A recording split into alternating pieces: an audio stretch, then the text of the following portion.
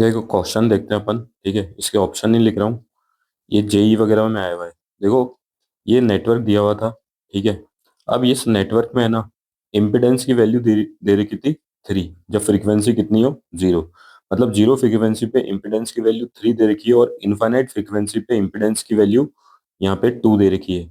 तो ये बोल रहा है कि इस सर्किट में ये जो R1 और R2 है, R1 और ये R2 है, इसकी वैल्यू कैलकुलेट करके बताओ। वैसे तो ये आईएएस में भी आया हुआ है, लेकिन ये जैसे वहाँ के जो सिंपल क्वेश्चन होते हैं वो रिपीट होते हैं अपने इसमें JEE में, और सिमिलर काइंड ऑफ क्वेश्चन आते हैं।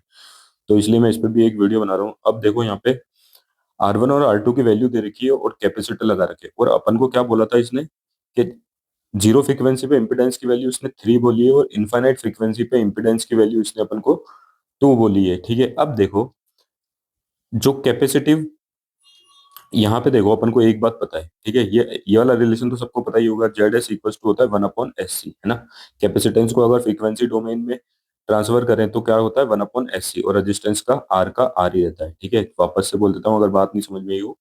कैपेसिटिव रिएक्टेंस को अगर फ्रीक्वेंसी डोमेन में कन्वर्ट करते हैं तो तो उसको किस में कन्वर्ट करते हैं 1/SC में। मतलब अगर कहीं सी लिखा है तो उसको अपन किस में कन्वर्ट करेंगे 1/SC। तो इम्पिडेंस, कैपेसिटेंस की वजह से जो इम्पिडेंस होती है वो 1/SC होती है। चलो इसको छोड़ो, ये इतना वो नहीं है ना।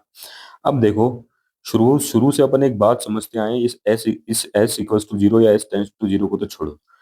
अपन क्या बोलते हैं, कैपेसिटर इनिशियली कैसे एक्ट करता है, ओपन सर्किट। ठीक है, ये बात अपन 12th क्लास से पढ़ते हुए आ रहे हैं कि कैपेसिटर इनिशियली एक्ट करता है ओपन सर्किट। ठीक है, अब मेरी बात को सुनो। इनिशियली अपन ऐसे नहीं बोलते कि जीरो टाइम में।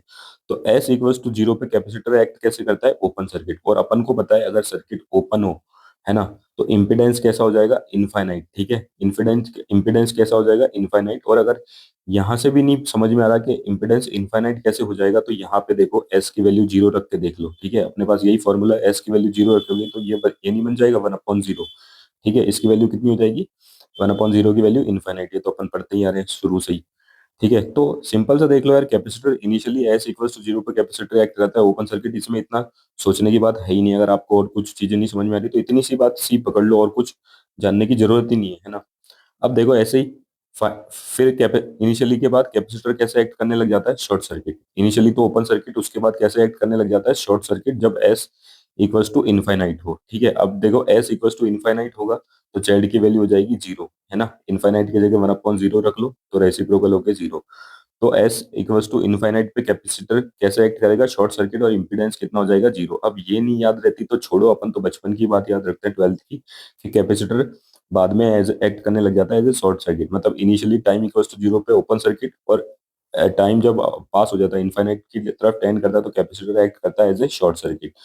तो देखो अब अपन को क्वेश्चन में गिवन था, देखो वापस से क्वेश्चन पे आता हूँ। जेड 0 फ्रीक्वेंसी पे 3 है, इम्पीडेंस 0 फ्रीक्वेंसी पे 3 है और इम्पीडेंस इनफाइनाइट फ्रीक्वेंसी पे 2 है। ठीक है, और अपन से क्या बोला था, R1 और R2 की वैल्यू दिखाओ, बताओ। तो देखो यहाँ पे ये सर्किट मैंने फिर से ड्रॉ किया है। ठीक है, अब मैं इस सर्किट के साथ छेड़छाड़ करूंगा। अब ये बोल रहा है, अब जैसे कि मैंने अपन को बताया जेड 0 फ्रीक्वेंसी पे, है ना, जेड 0 फ्रीक्वेंसी पे कैपेसिटर एक्ट करेगा कैसे, कैसा, ओपन सर्किट। सॉरी, ये गलती से खुल गया यार, इसको बताता हूँ, है ना।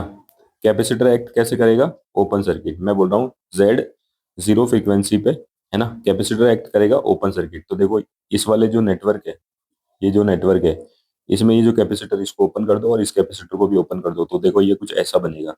ठीक है, अब देखो ये जेड जीरो वाली कंडीशन निकाल रहे हैं, तो देखो ये वाला ओपन और ये वाला ओपन। तो देखो अब करंट के पास सिर्फ एक ही पाथ रह गया। ठीक है, करंट हमेशा मिनिमम रेजिस्टेंस पाथ चुनता है, तो यहाँ से फ्लो होगा, यहाँ जा नहीं सकेगा क्योंकि यहाँ पे इनफाइनाइट रेजिस्टेंस है, ओपन सर्किट है ना।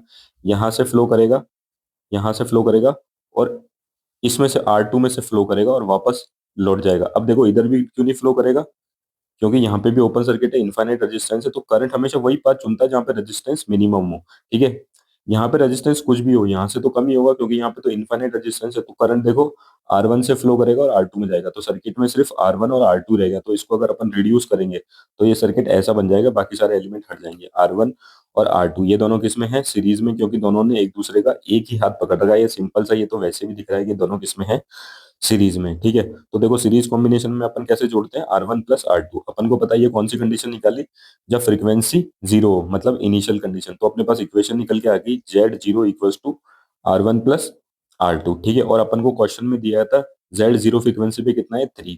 तो दे दो, देखो लेफ्ट हैंड साइड इक्वल है तो राइट हैंड साइड को भी इक्वल कर दो, तो अपने पास एक इक्वेशन आ गई, R1 plus R2 equals to 3। अब मेरी बात को एक बार सुन लेना भाई, मैं ये तुमको समझा रहा हूँ इसलिए ये बड़ा है, ठीक है, नहीं तो ये तुम्हारे लिए 2 सेकंड का काम है, इससे ज्यादा और कुछ भी नहीं है, तो मुझे तुमको समझाना है इसलिए। तो इसको देख के ऐसे में सोचना कि ये तो इतना बड़ा है, ये 1 सेकंड का काम भी नहीं है, मतलब 5-6 सेकंड, ज्यादा से ज्यादा 15 सेकंड है ना, इससे ज्यादा नहीं लगते। तो देखो एक इक्वेशन आ गई, R1 plus R2 equals to 3। अब देखो जेड इक्वल्स टू इनफाइनाइट की कंडीशन है, जेड फ्रीक्वेंसी जब इनफाइनाइट है उसकी कंडीशन निकाल लेते हैं। तो वहां पे कैपेसिटर एक्ट कैसे कर रहा है, एज अ शॉर्ट सर्किट। तो देखो यहाँ पे जो कैपेसिटर है उसको शॉर्ट कर दो, तो देखो इस वाले कैपेसिटर को शॉर्ट करा, ये वाली है ना, और यहाँ पे कैपेसिटर को शॉर्ट करा, ये वाला। शॉर्ट का मतलब समझते हो ना, रेजिस्टेंस कितना हो जाए, रेजिस्टेंस या इम्पिडेंस कितना हो जाए, 0। तो देखो मैंने तुमको जैसे कि कहा था करंट कौन सा पाथ चुनता, मिनिमम रेजिस्टेंस का। तो देखो ये वाला जो पाथ है वो शॉर्ट सर्किट है, तो यहाँ पे जीरो रेजिस्टेंस, तो करंट हमेशा मिनिमम रेजिस्टेंस पाथ चुनता है, तो यहाँ से फ्लो करेगा, इसमें से फ्लो करेगा और वापस लौट जाएगा, इधर फ्लो नहीं करेगा। क्यों? क्योंकि भाई यहाँ तो जीरो रेजिस्टेंस है ना, सॉरी, यहाँ पे तो देखो, एक मिनट, सॉरी एक मिनट, यहाँ पे तो जीरो रेजिस्टेंस है, लेकिन यहाँ पे तो कुछ रेजिस्टेंस तो है ना, भले कितना भी हो, लेकिन यहाँ तो जीरो ही है। ठीक है, तो करंट हमेशा मिनिमम रेजिस्टेंस पाथ चुनेगा, तो यहाँ से लेके ऐसे फ्लो करेगा। तो जेड इन्फिनिटी भी तो ये सर्किट रिड्यूस होके कैसा हो गया, ऐसा, सिर्फ इसमें रह गया R1, है ना। तो देखो जेड इन्फिनिटी इक्वल्स टू कितना हो गया अपने पास, R1। और क्वेश्चन में जेड इन्फिनिटी अपने पास कितना दे रखा था, 2। तो R1 को अपन क्या कर दो, R1 अपने पास निकल के क्या आ गया, जब अपन ने इक्वेट करा तो R1 अपने पास निकल के आ गया कितना, कहाँ पे गया, R1 निकल के आ गया अपने पास 2। लेफ्ट हैंड साइड इक्वल है तो राइट हैंड साइड भी इक्वल होंगे, तो निकल के आ गया 2। अब एक इक्वेशन थी R1 plus R2 equals to 3, यहाँ पे R1 की वैल्यू अपने पास निकल के आ गई 2, तो R2 की वैल्यू ऑटोमेटिक निकल के आ जाएगी कितनी, 1। सिंपल सी कैलकुलेशन लगा के तो देखो अपने पास दोनों की वैल्यू हो गई, R1 की वैल्यू आई 2 ओम, R2 की वैल्यू आई 1 ओम। ये 10-15 सेकंड का सवाल है ना, मुझे तुमको समझाना था, ये इसलिए बड़ा बना। Thank you.